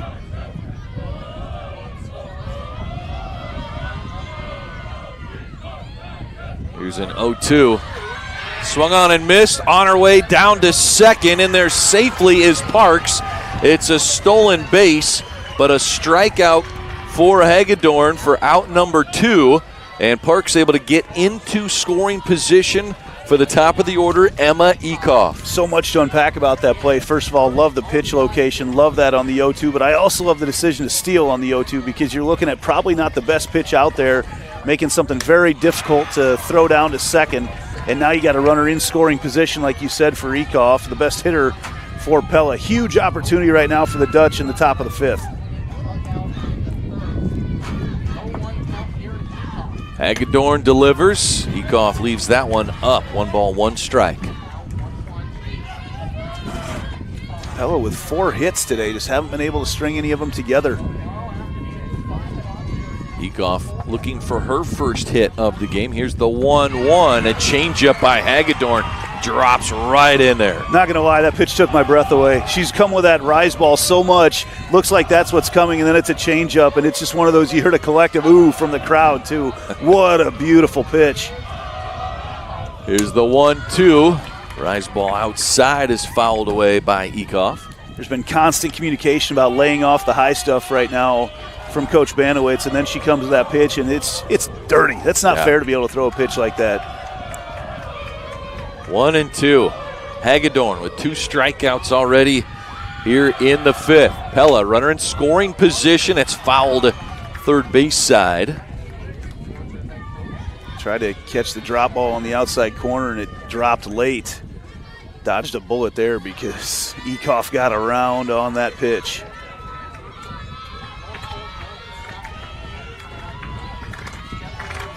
Ekoff 0 for 2 today, but is a tone setter and has an opportunity here to drive one in for Pella. Here's the 1-2. That pitch is up. And we'll see pitch number 7 coming from Hagedorn in this Hagedorn versus Ekoff battle. Something's going to change planes vertically here on this pitch. There's the 2-2. Hit well, deep center field. This one is back and long gone. A 2-run bomb by Emma Ekoff, and Pella is on the board. Tried to blow the fastball past Ekoff and couldn't do it on the 2-2 pitch. She sat right on it. That's one of the hardest hit balls you're going to see off Hagedorn, and Ekoff just makes this Pella crowd erupt with her 5th hit of the day, and it's a big one. Ekoff with a double and a home run in the quarterfinal round game. Now a home run here in the semifinal game. And that's an extra base hit. Our first of the day. It's brought to you by Channel Seeds. The enhanced Channel Seed brand is here to help farmers like you up your game and rise to the challenge. Learn more at channel.com/rise. Tried to come with a high fastball and ended up being a little bit more over the plate than I think Hagedorn would have liked. And she'd love to have that pitch back because that was sent into Buffalo Center, I'm pretty sure, with that ball crushed. Avery Parks is now the batter. Shows bunt, and that goes foul, grabbed by Maxwell behind the plate. Emma Ekoff, mentioned this season, tallied her 30th career home run, and how about delivering one in the quarterfinals and in the semifinals? Breaks our scoreless tie here in the top of the fifth. Bunt attempt by Parks. Trickles foul. Pella getting a lot more aggressive with these bunts as the game goes on right now. And now you're thinking, if you're Pella, love to be able to get a couple base runners on. Not so much about what you can do right now, but maybe get back to that top of the order again. Let them have one more chance in the 6th and the 7th to let that top of the order swing the bat. 1-2 is up. 2 balls and 2 strikes.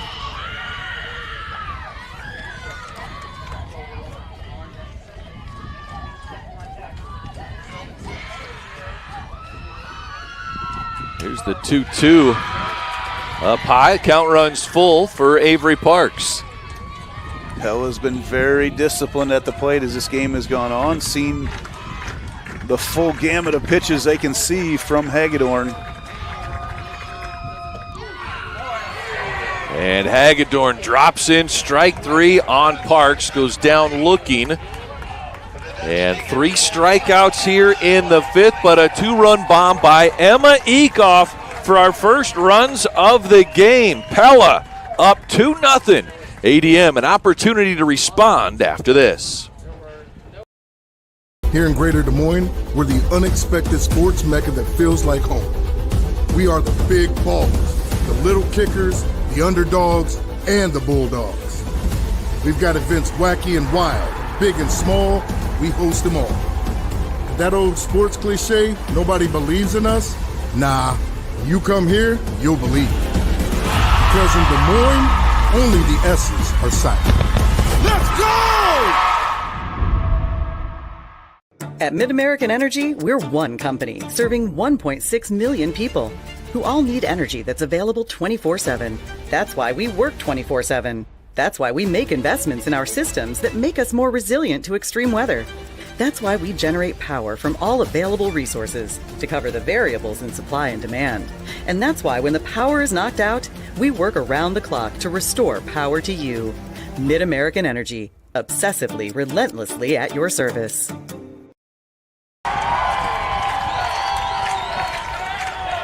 The Pella Dutch in the white and green. Out on defense now, working with a 2-0 lead. McKenna Pitlick, the batter for ADM.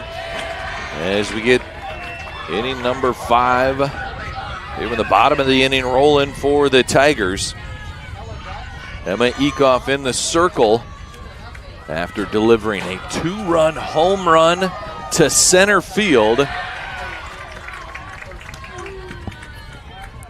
And this is part of the mentality of being a pitcher, of having all the excitement from the plate, hitting that home run, but then having to come back out and refocus yourself. And she's not a pitcher that's throwing a lot of fastballs by people. She's very much about control and location. Finds her location there. 2 balls, 1 strike to count. I love that pitch on the low inside corner. It's so hard to get a full bat on. 2 balls and a strike for Emma Ekoff. 4 strikeouts for her in today's game. Count goes to 3-1.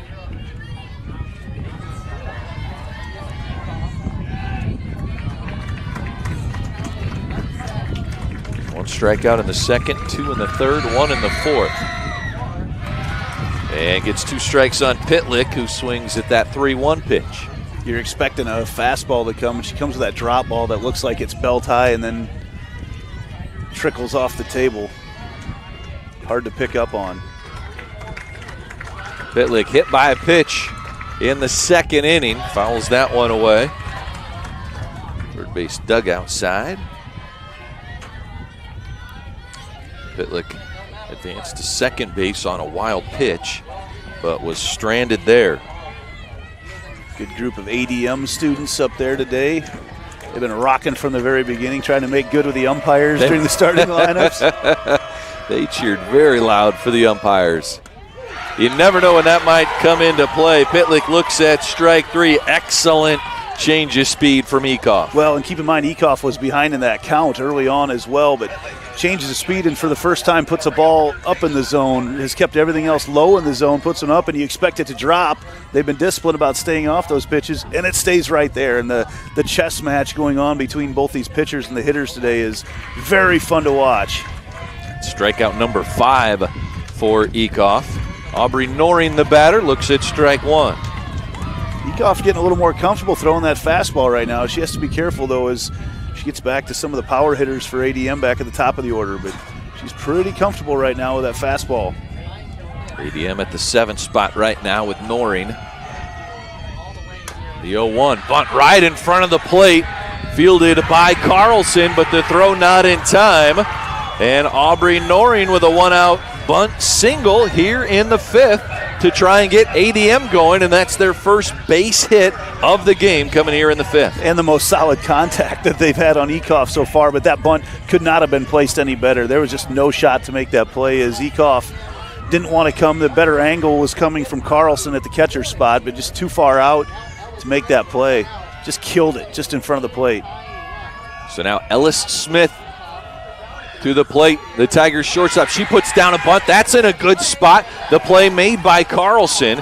Advancing to second is Noring, as Ellis Smith sacrificing The bunt to get Noring down to second. Now there's 2 outs for Aniston Talari. Might see a fake bunt right now just to try to open up third base when you're coming back to the top of the order. Might see that to try to get Noring down to third, get that base stolen. You can create a lot of movement right now if you show bunt from the hitter. Swinging at the first pitch, fouling it straight back is Talari. Anything bunted down that third baseline right now is going to be safe where Parks is playing. It'll be really tough for her to get in and make that play. Talari headed to Wartburg to continue her track career, coming off a state track appearance in sprints. Here's the 0-1. Grounder left side. That's a fair ball just inside the line past the diving Parks. And in to score is Noring. And it's a 2-out RBI double for Aniston Talari, and ADM is on the board. And how about that coming from the number 9 batter, Talari, as she comes through and gets around on one. Stringing together a couple hits in key moments right now, getting that base runner on, getting a bunt down. ADM trying to get this game back tied up, doing it with some small ball.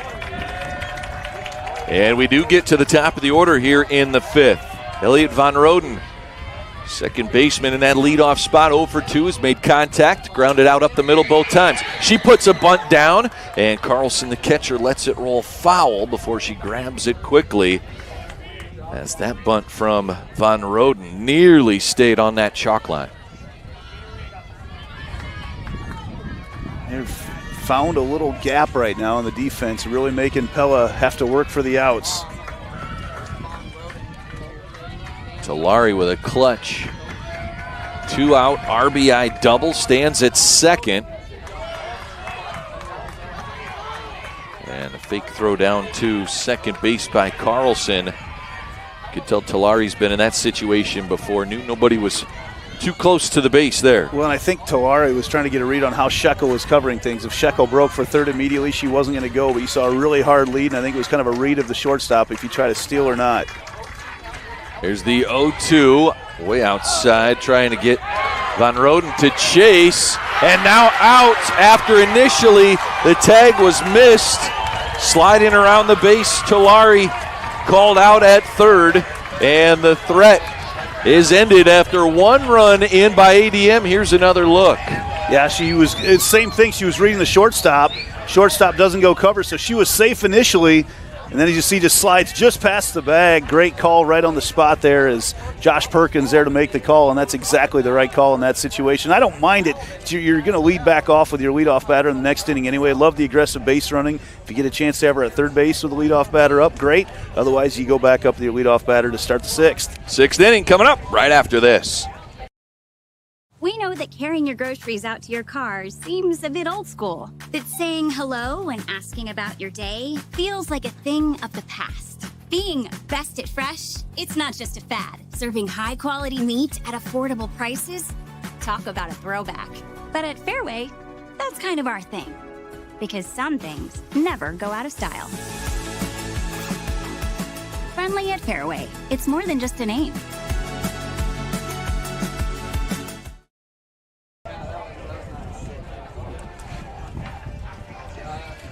3-4-5 comes to the dish in the top of the 6th inning for the 8th-seeded Pella Dutch. A 2-1 lead over the 5th-seeded ADM Tigers. No runs until the 5th inning. And for Pella, a leadoff single by Riley Parks would create a 2-run home run opportunity for Emma Eekhoff, delivered in the top of the 5th, and then in the bottom of the 5th for ADM, Aubrey Noring, a 1-out single, and then a 2-out RBI double for Aniston Talari to put the Tigers on the board, and gets caught stealing third for our 3rd out of that 5th inning with the top of the order up. And so big bullet dodge there by Pella. Again, I don't mind that decision, though, to send her. Again, I think she was reading the shortstop, Shekel, and Shekel did not break there. And she was going to be safe, but just the hard slide. And That's one thing. This surface is different. You're playing on crushed brick up here at Fort Dodge, so the footing's not quite the same. I think we're going to see it again right now. But, yeah, you slide a little bit further, tears you up a little bit more as you go. But, just ended up sliding right on by, couldn't hang on, and actually a really nice job, too, by Parks to stick with it. Lucy Carlson, the catcher. Riley Parks, the third baseman for Pella. Might need to get some in-game entertainment like a AAA game or a minor league game here with these 3 minutes between inning breaks. Get some sausage races or something like that going on. I can go see if I can find you a yellow suit and hat if you're interested. I'll do some flips out on the field. Although I feel like a big pink suit might be a little more appropriate. Iowa Girls High School Athletic Union does an excellent job promoting their pink with the pink royalty chair, pink T-shirts for the champs. You see a lot of pink ribbons. Pink notebooks for pink the announcers. Notebooks, excellent. That's actually, I stole that from my daughter before I came up, so I got lots of pink at my house. But yeah, we had challenged Paul Yeager to wear his pink suit out here, and then he chickened out when he saw what the heat index was going to be. Maybe if you get some temperatures in the 60s, lower 70s, he'd consider it. Not in the humidity of mid to upper 80s here in this mid-July sunny day in Fort Dodge, Iowa. They get into the hard high pitch. And here's a base hit by Katie Shekel into left field and a leadoff single for Pella here in the 6th inning. Parks' single last inning was a leadoff single. And so Pella with an excellent start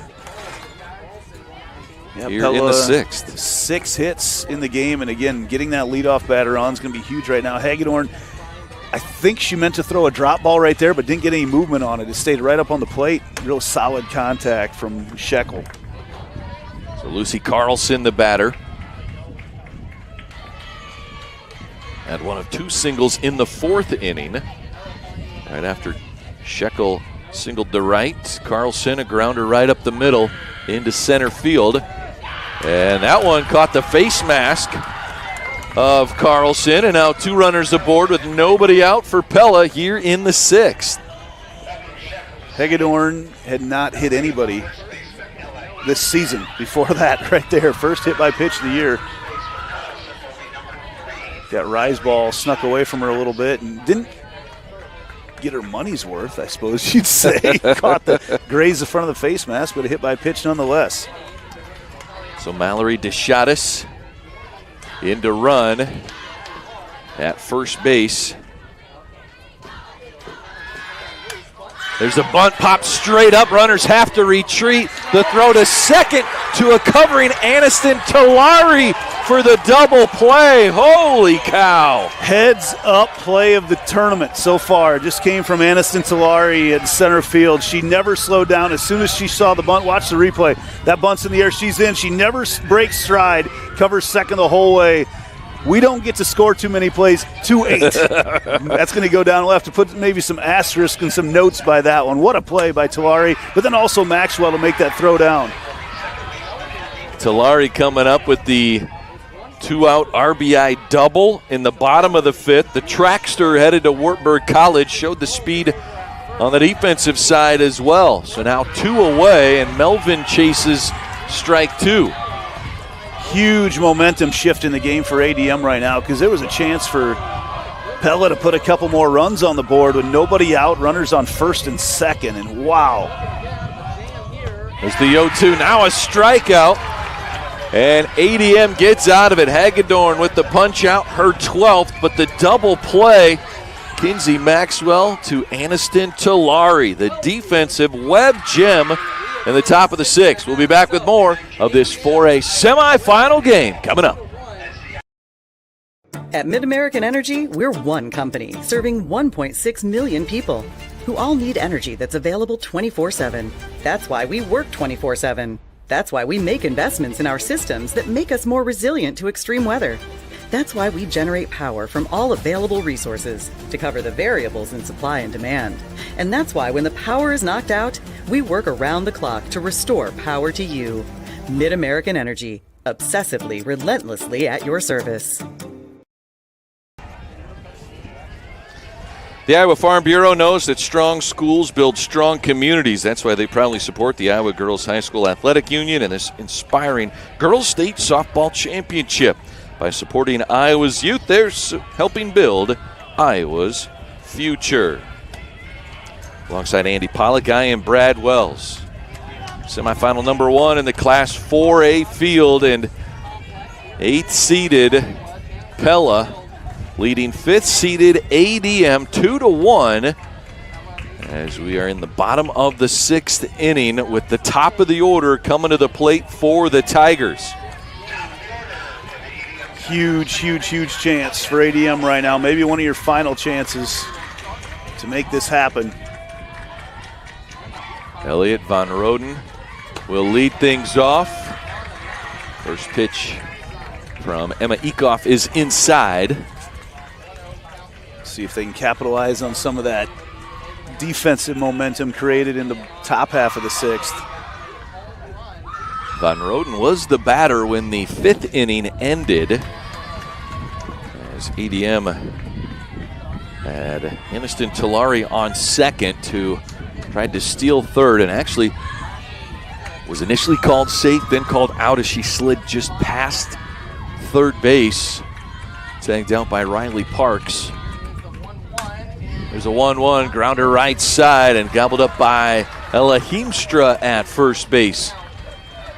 The unassisted out. Yeah, good fundamental defense again by Heemstra, keeping the body in front of everything. It wasn't a hard hit ball, routine play, but off this surface you can get a couple weird hops, and it took a little weird one right into the breadbasket. Nice play made by Heemstra.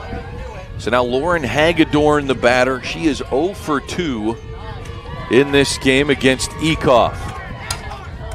Grounds the first pitch to Parks at third, and the reach by Heemstra secures out number 2. 2 up, 2 down as Hagedorn swings on the first pitch. Ekoff working very quick right now. They're starting to smell the blood in the water and thinking about those glass slippers being put on right now as a Cinderella story in this tournament. Already has been. What a great story for the Dutch. What a great story for Ekoff so far in this tournament too. Yeah, really seems to get stronger and stronger each game the last few weeks. Facing Kinsey Maxwell, looks at ball 1. Maxwell 0 for 2, had a solid liner to Katie Shekel at shortstop, who made a leaping grab for the first out of the 4th inning. Maxwell fouls this one first base side. Maxwell with 11 doubles, 4 home runs on the season, and a triple. One of 3 Tigers to register a triple during the season. He's kept Shekel busy at that shortstop spot.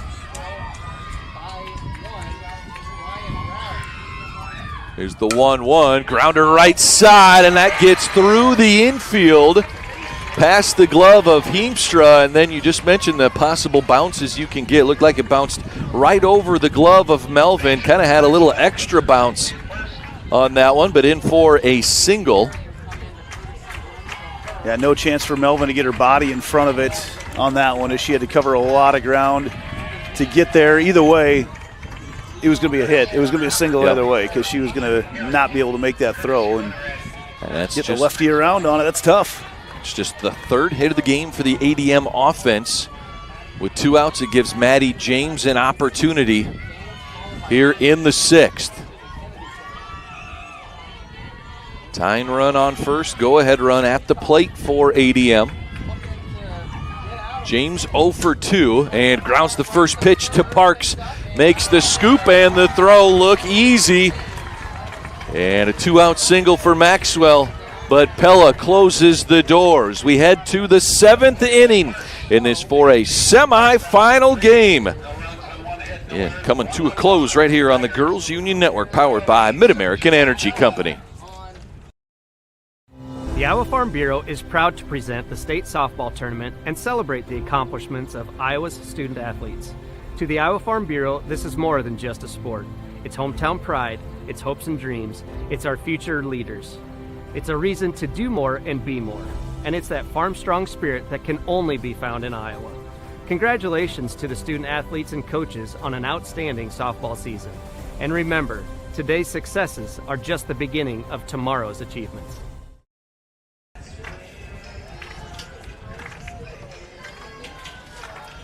The Pella Dutch a 2-1 lead over the ADM Tigers. Tigers the 5 seed, the Dutch the 8 seed here at the state tournament, both pulling upsets in the semifinals, with Pella defeating top-seeded Cedar Rapids Xavier 5-1. ADM defeating Dallas Center Grimes by a score of 4-1. And the winner of this game goes to Thursday's championship game that will start at 5 o'clock here in Fort Dodge, right here on Channel Seed Field.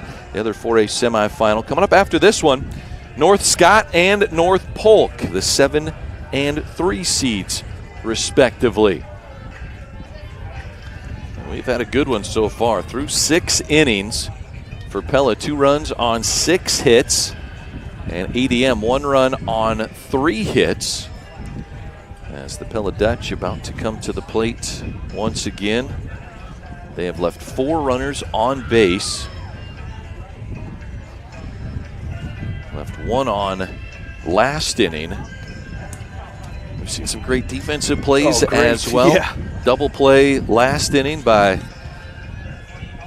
Talari, Maxwell and Talari, catcher to center fielder. I'm just looking, no errors by either team, and a lot of that has to do with the pitching. You're just not getting a lot of well-struck balls coming. Those hard-hit balls can cause errors, and that's not happening right now. But as you look at the lonely spot today is to be on the outfield. Just very few balls hit to the outfield, save for Ekoff's towering home run to left center field. There's really not been a whole lot of plays to make out there today. There have not been. A couple grounders that get through to the outfield, but you're making me look, and I'm looking at only one other F9. Ekoff had another pop fly to right to start the entire game. Had the single, had a in the home run, and James out there and left after a single through the infield, and then another one to right, and that'd be about it for balls hit to the outfield today. Here's a look at that double play. Wow, that's pretty. Just heads up, Talari. I mean, it's a great play. That'll be likely a chance. We'll see that on social media later today. And what can't go unsaid about that, you had nobody out, 2 runners on for Pella. Had a single from Shekel, and then Carlson was hit by the pitch. It looked like Pella would add some insurance runs. And then that double play and a strikeout. 12 strikeouts, by the way, for Lauren Hagedorn. That's got to be approaching a 4A record. I'll have to go through and check. I know the 5A record was set in the quarterfinal round. Sophie Schlater had 15, and I'm not sure what the 4A. I did print that out after the Schlater performance. No strikeouts in a single game for 4A.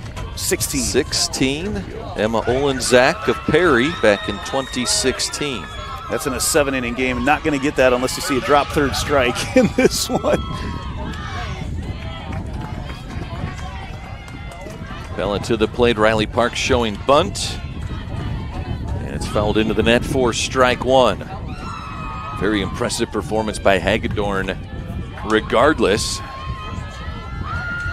Really, other than the pitch that she lost, it left over the plate to grounder to Noring. The throw to a covering Van Roden is in time for out number 1. Yeah, other than the pitch that she left up in the zone, never really got much movement on it to Ekoff. She's been really good today. All those other hits have been scattered. Yeah. Find a way to generate outs. Braylon Van Zanti swings at strike 1. Van Zanti 0 for 2.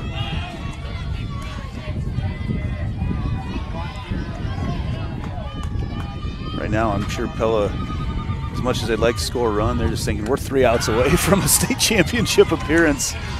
Get back to defense and let Ekoff do her work.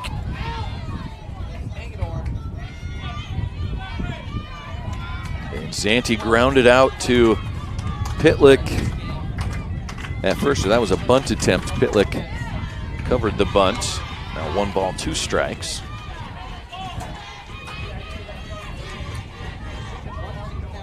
Breeze continues to blow from home towards center field. Here in Fort Dodge on Channel Seed Field, and another strikeout, number 13 now for Lauren Hagedorn. Mentioned that breeze. It's very pleasant here in the shade calling the game right now. I'm sure it's a little different out in the sun, but that breeze is a saving grace today because about 92. The humidity's gone down, I think, a little bit. Not quite like yesterday being up here, but yeah, I mean, these girls playing it. They're out there for 3-4 games on a club Saturday, club Sunday. Fort Dodge is in a heat advisory, though. They did add the extra rest between innings for these athletes.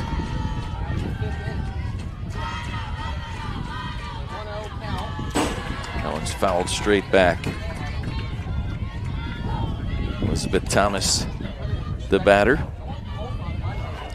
You have me going to my weather app, and right now it says 87, feels like 97. That's going to be in the sun. We're feeling 10 degrees cooler here in the shade. Swing and miss for strike 2. Yeager usually has his thermometer right in front of us set up, which yesterday we were in the shade, everything was nice, and then as the day went on, we caught the sun at the very end and watched that thing go up 7 or 8 degrees at 7 o'clock at night. Swung on and miss, and now 14 strikeouts for Hagedorn as we head to the bottom of the 7th ADM. Their final attempt to tie it or win it comes up next, right here, the 4A state tournament. The Iowa Farm Bureau is proud to present the state softball tournament and celebrate the accomplishments of Iowa's student athletes. To the Iowa Farm Bureau, this is more than just a sport. It's hometown pride, it's hopes and dreams, it's our future leaders. It's a reason to do more and be more. And it's that farm strong spirit that can only be found in Iowa. Congratulations to the student athletes and coaches on an outstanding softball season. And remember, today's successes are just the beginning of tomorrow's achievements.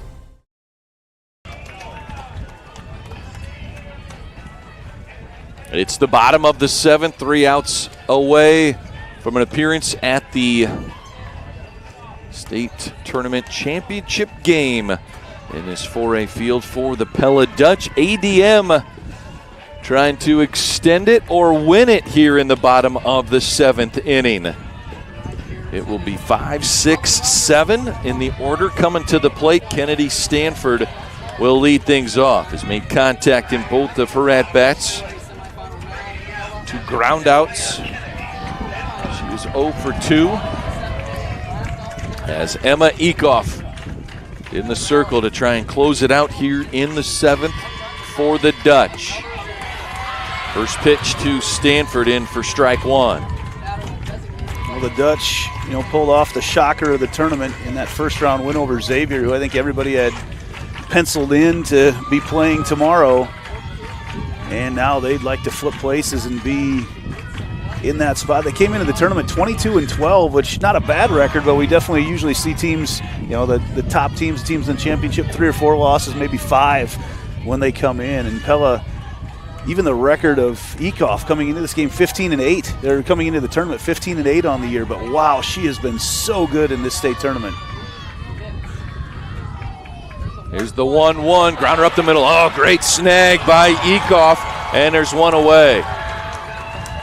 It's one of those as a pitcher, you saw just now, you saw our shoulders go up, take a deep breath, because as a pitcher, when that comes back at you, the heart skips a beat when it comes there quick. But just natural reaction, stick that glove up, catches the weather, and able to make that simple throw over to first. And now 2 outs away, and you can tell the Pella buzz is happening right now. I'll be heading to Pella later tonight. Maybe if they win this game, they have a chance to party with the Dutch faithful. McKenna Pitlick, the batter for ADM. First pitch from Eekhoff. Down it in the dirt. I just can't say enough about what Eekhoff has done, though, in this entire tournament. 2 huge hits, and not just in the circle, but at the plate, too. It's just huge. Swing and a miss. 1-1. That Eekhoff drop ball has generated so many outs and so many swings and misses. Only 5 strikeouts on the day. That one catches the corner. 1 ball, 2 strikes now on Pitlick. Pitlick hit by a pitch in the second, struck out in the fifth.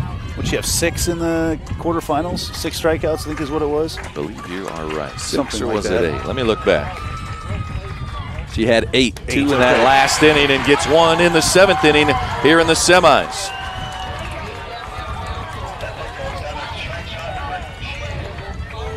So that's strikeout number 6.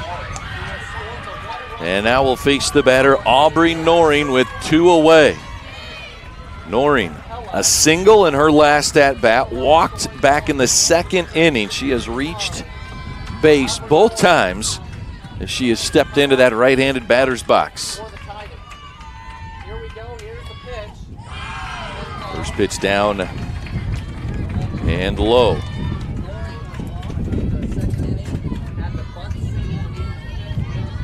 Emma Ekoff in the circle, trying to get to that championship game. Swing and a miss by Noreen. For the Pella Dutch, just their 2nd state softball tournament in school history. The first one came in 2015. They have never been to the championship game. Here's the 1-1. And just drops below the zone. 2-1. Really enjoyed watching Ekoff work, because when she walks back up into the circle right now, you just see laser focus. We're able to look right at her face, a great view from about 55 feet away right now. But the second that pitch is thrown, it's back to a big smile on her face. It's going back and forth between a competitor and also just staying chill and understanding that it's about your technique. You rely on your training at this point, and about to throw a couple of the biggest pitches of her career. Noreen showing some discipline, laying off those 2 low drop balls. 3 balls and 1 strike now the count. There's the pitch from Ekoff. Grounded foul third base side, and Noreen brings us to a full count with 2 outs here in the bottom of the 7th inning. How about the glove of Coach Stanford over there on third base? Still got it. Perfect. Still got it. Former All-Stater, All-American at the University of Northern Iowa. Here is the 3-2. Changeup stays up. It's ball 4. Noreen, representing the tying run, trots down to first base. And that brings Ellis Smith to the plate. Smith with a sac bunt back in the 5th inning. And a line drive to Parks in her first at-bat in the 2nd. Comes up with 2 outs.